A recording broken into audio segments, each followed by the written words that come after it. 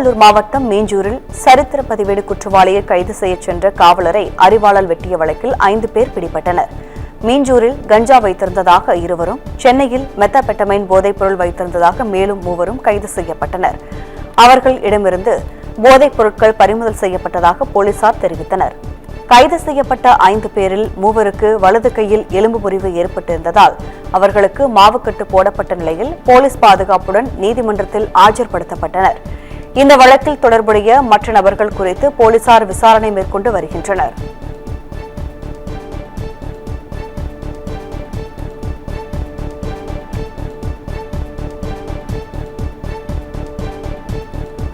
கடலூர் மாவட்டம் விருத்தாச்சலம் அருகே ஹான்ஸ் புகையிலை பொருட்களை விற்பனை செய்ததாக தாவிக மகளிரணி நிர்வாகியின் கணவரை போலீசார் கைது செய்தனர். மங்கலம்பேட்டை அருகே உள்ள சிறுவம்பார் கிராமத்தைச் சேர்ந்த முருகேசன் தனது பெட்டிக்கடையில் தடை செய்யப்பட்ட ஹான்ஸ் பாக்கெட்டுகளை பதுக்கி வைத்து விற்பனை செய்து வருவதாக போலீசாருக்கு ரகசிய தகவல் கிடைத்தது. இதையடுத்து கடையில் சோதனை மேற்கொண்ட போலீசார் 40 ஹான்ஸ் பாக்கெட்டுகளை பறிமுதல் செய்தனர். இச்சம்பவம் அப்பகுதியில் பெரும் பரபரப்பை ஏற்படுத்தியுள்ளது.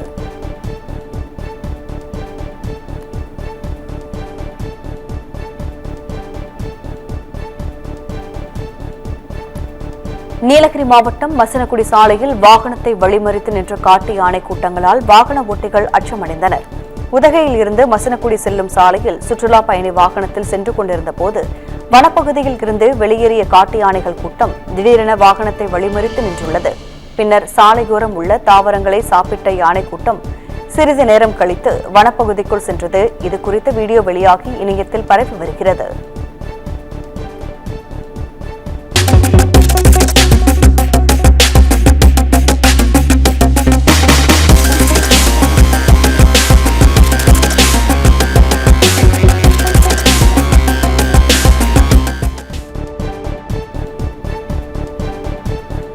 சேலம் மாவட்டம் வீரபாண்டி அருகே சொத்தை எழுதி வாங்கிவிட்டு வீட்டை விட்டு வெளியேற்ற முயற்சிக்கும் பேத்தி மீது நடவடிக்கை எடுக்க கோரி முதிய தம்பதியர் கண்ணீர் மல்க ஆட்சியரிடம் மனு அளித்தனர். மரத்துக்கரட்டூர் பகுதியைச் சேர்ந்த ஆறுமுகம் முத்தாய தம்பதியினர் முதிய வயதில் தங்களை பராமரிப்பார் என்ற நம்பிக்கையில் சொத்துக்களை பேத்தி சௌந்தர்யா பெயரில் எழுதியுள்ளனர். ஆனால் பேத்தி சௌந்தர்யா மற்றும் அவரது கணவர் முதிய தம்பதியர்களை கவனிக்காமல் இருந்து வந்த நிலையில் வீட்டை விட்டு வெளியே அனுப்பியதாக குற்றஞ்சாட்டினர். இதனால் சொத்தை மீட்டுத் தரவும் பாதுகாப்பு வழங்க வேண்டுமென தம்பதியர் ஆட்சியரிடம் கோரிக்கை விடுத்துள்ளனர்.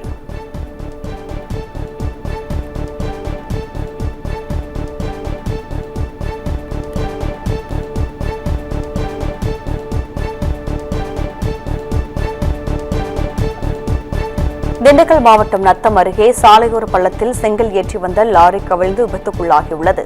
ராமநாதபுரம் மாவட்டம் RS மங்கலத்தைச் சேர்ந்த பழனி தாராபுரத்தில் இருந்து செங்கல் ஏற்றிக்கொண்டு நத்தம் வழியாக தேவக்கோட்டைக்கு லாரியில் சென்றுள்ளார். அப்போது சமுத்திரப்பட்டி பகுதியில் ஓட்டுநரின் கட்டுப்பாட்டை இழந்த லாரி சாலையோர பள்ளத்தில் கவிழ்ந்துள்ளது.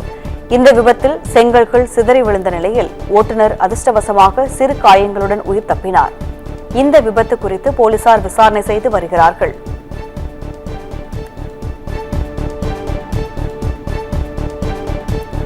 நீலகிரி மாவட்டம் கூடலூர் வனப்பகுதியில் 12 ஆண்டுகளுக்கு ஒருமுறை மட்டுமே மலரும் நீலக்குறிஞ்சி மலர்கள் மலர்ந்திருப்பதை சுற்றுலா பயணிகள் ஆர்வமுடன் கண்டுகளித்தனர்.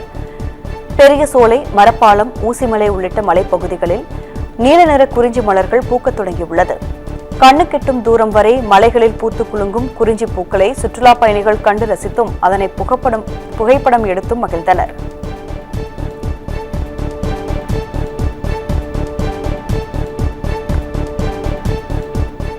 கோவை மாவட்டம் வால்பாறை டவுன் பகுதியில் ஹாயாக உலா வரும் சிறுத்தையால் அப்பகுதி மக்கள் அச்சமடைந்துள்ளனர். காமராஜர் நகர் பகுதியில் இரவு சிறுத்தை ஒன்று இரை தேடி உலா வந்துள்ளது. இதுகுறித்து CCTV காட்சிகள் இணையதளத்தில் வெளியாகி வைரலான நிலையில் இரவு நேரங்களில் பொள்ளாச்சியில் இருந்து வால்பாறை வரும் பயணிகள் மிகவும் கவனத்துடனும் பாதுகாப்புடனும் வர வேண்டும் என்று வனத்துறையினர் எச்சரித்துள்ளனர்.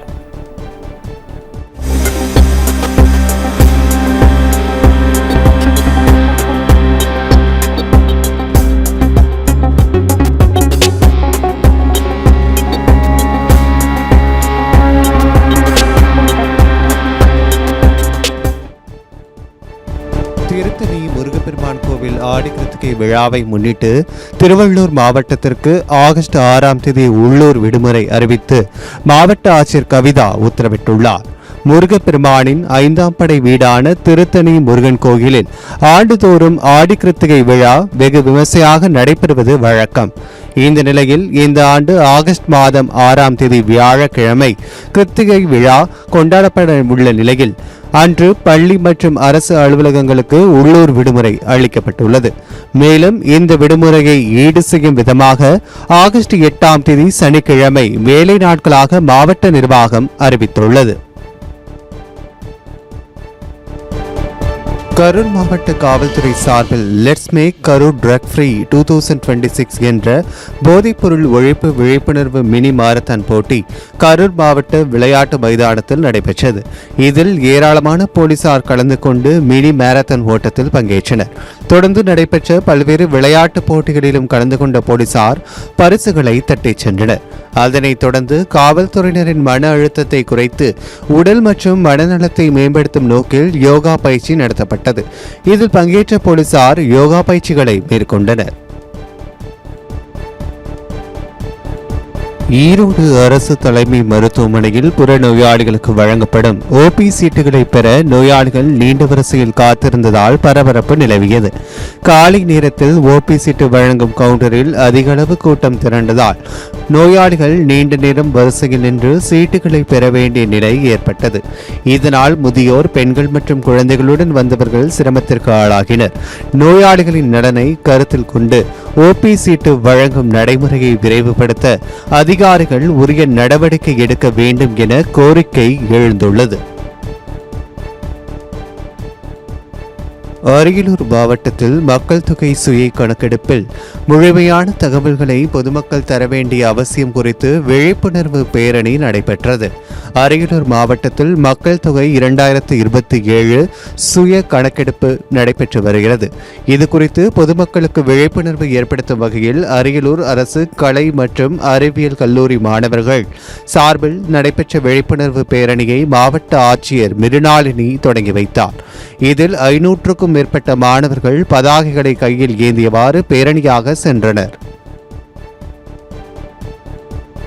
கன்னியாகுமரி மாவட்டம் பேச்சிப்பாறை அருகே சிறுமிக்கு பாலியல் வன்கொடுமை செய்த கூலி தொழிலாளிக்கு 20 ஆண்டுகள் சிறை தண்டனை விதிக்கப்பட்டுள்ளது.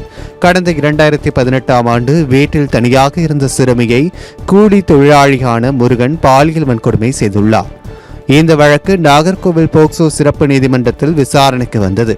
வழக்கில் அரசு தரப்பு சாட்சிகள், மருத்துவ அறிக்கைகள் மற்றும் பிற ஆதாரங்களை பரிசீலித்த நீதிபதி முருகன் மீதான குற்றச்சாட்டிற்கு சந்தேகத்திற்கு இடமின்றி நிரூபிக்கப்பட்டுள்ளதாக கூறி அவருக்கு 20 ஆண்டுகள் கடுங்காவல் சிறை தண்டனை விதித்து தீர்ப்பு அளித்தார். ஈரோடு மாவட்டம் பெரிய கள்ளிப்பட்டி அருகே வனப்பகுதி ஒட்டியுள்ள சாலையோர பழக்கடைக்குள் நுழைந்த காட்டு யானை பழங்களை ருசி பார்த்ததோடு கடையை துவம்சம் செய்துள்ளது. வனப்பகுதியிலிருந்து வெளியேறிய ஒற்றை காட்டு யானை பவானி சாகர் மேட்டுப்பாளையம் செல்லும் சாலையோரம் தற்காலிகமாக செயல்பட்டு வந்த பழக்கடைக்குள் நுழைந்துள்ளது. இதனை கண்ட கடை ஊழியர்கள் உடனடியாக கடையை விட்டு தப்பியோடிய நிலையில் காட்டு யானை அங்கிருந்த பழங்களை ருசி பார்த்துவிட்டு கடையை சூறையாடியது. பின்னர் சிறிது நேரம் சாலையில் அங்கும் இங்கும் நடமாடிய காட்டு யானை பின்னர் மெதுவாக வனப்பகுதிக்குள் சென்றது.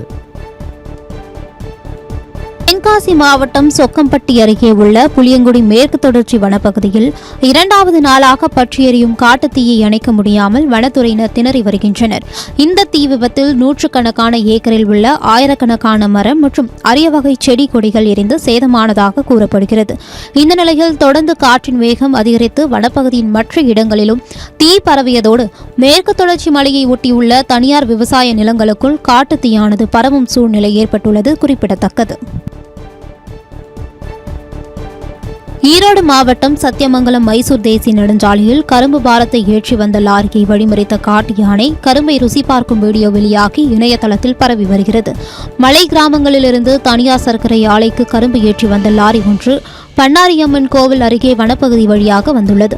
அப்போது அங்கு நின்றிருந்த காட்டு யானை லாரியை வழிமறித்து அடுக்கி வைக்கப்பட்டிருந்த கரும்பு துண்டுகளை தும்பிக்கையால் பறித்து ருசி பார்த்துள்ளது.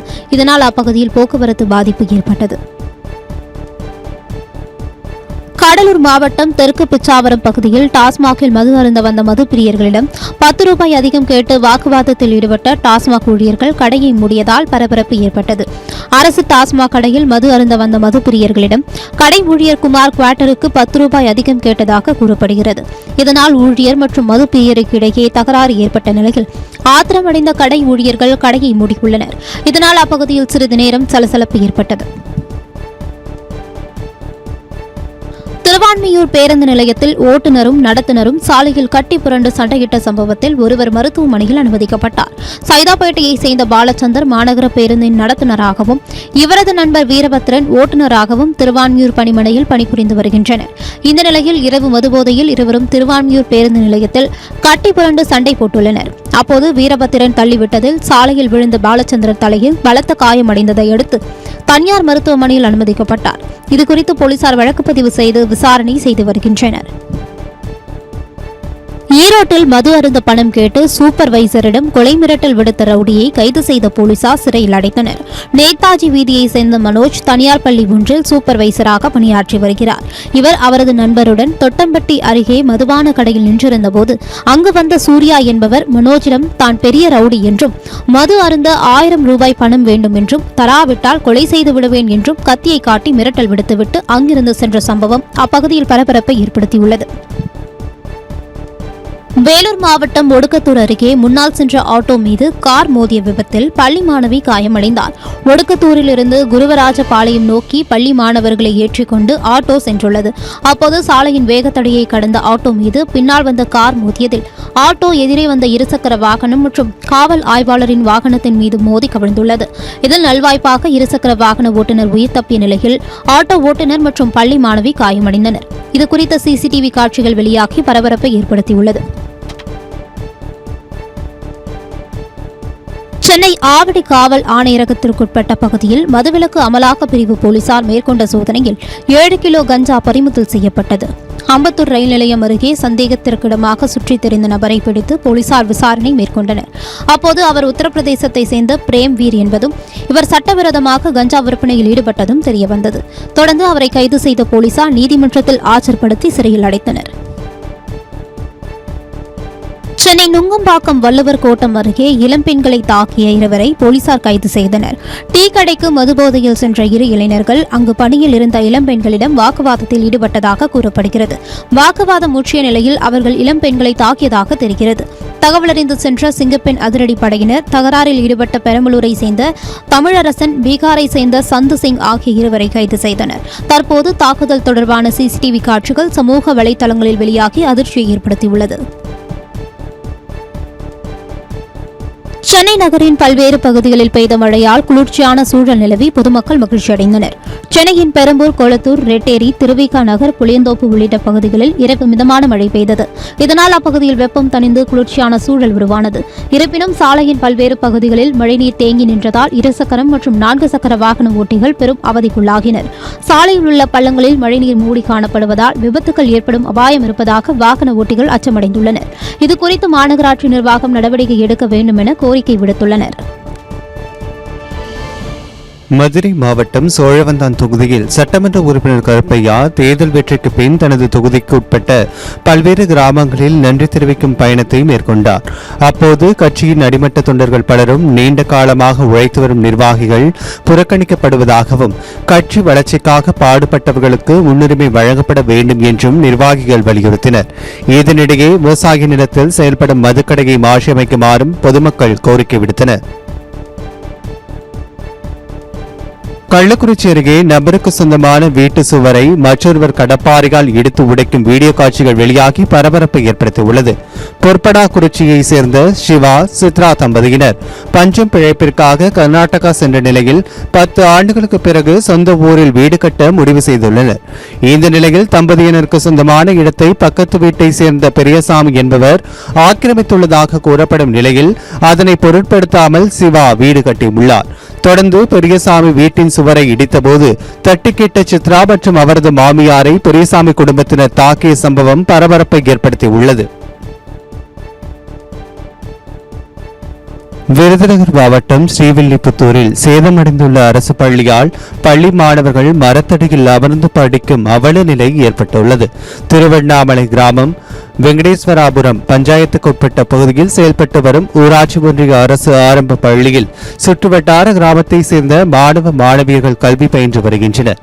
இந்நிலையில் பள்ளி கட்டிடங்களின் மேற்கூரை மற்றும் பக்கவாட்டு சுவர்களில் விரிசல் ஏற்பட்டும் சுவர் உடைந்து விழும் அபாயம் இருப்பதாக குற்றச்சாட்டு எழுந்துள்ளது. இதையடுத்து மாணவர்கள் மரத்தடியில் அமர்ந்து படித்து வரும் சூழல் ஏற்பட்டுள்ளதால் அதிகாரிகள் நடவடிக்கை எடுக்க வேண்டும் என கோரிக்கை எழுந்துள்ளது.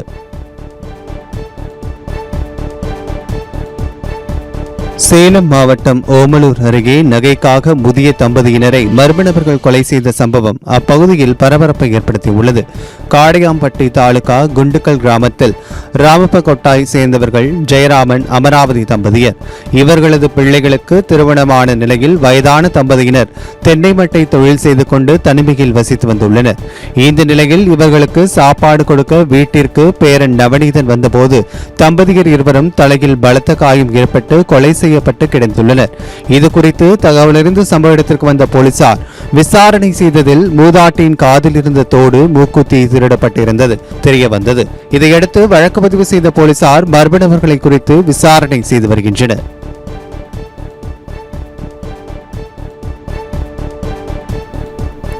திருச்சி பெரிய மிளகுப்பாறை பகுதியில் நீட் தேர்வு முறைகேடு மற்றும் மத்திய அரசின் அடக்குமுறையை கண்டித்து அனைத்திந்திய மாணவர் பெருமன்றம் மற்றும் இந்திய இளைஞர் பெருமன்றம் இணைந்து கண்டன ஆர்ப்பாட்டத்தில் ஈடுபட்டனர். இந்த ஆர்ப்பாட்டத்தின் போது டெல்லியில் ஜனநாயக போராட்டத்தில் ஈடுபட்ட மாணவர்கள் மற்றும் இளைஞர்கள் மீது தாக்குதல் நடத்திய மத்திய அரசின் அடக்குமுறையை கண்டித்தும் தொடர் நீட் தேர்வு முறைகேடுகளுக்கு பொறுப்பேற்று மத்திய கல்வி அமைச்சர் தர்மேந்திர பிரதான் உடனடியாக தனது பதவியை ராஜினாமா செய்ய வேண்டும் என்று வலியுறுத்தினர். இந்த போராட்டத்தில் மாணவர்கள் மற்றும் பொதுமக்கள் பலர் கலந்து கொண்டனர்.